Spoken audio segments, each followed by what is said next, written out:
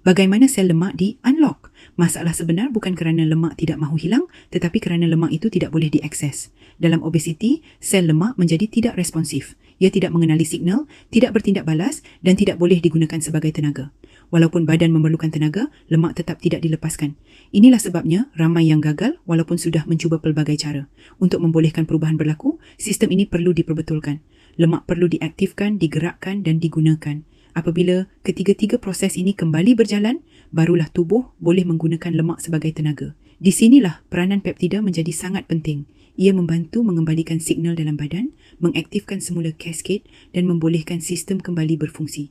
Apabila sistem ini pulih, badan tidak lagi melawan. Badan mula bekerjasama. Kisah klinikal.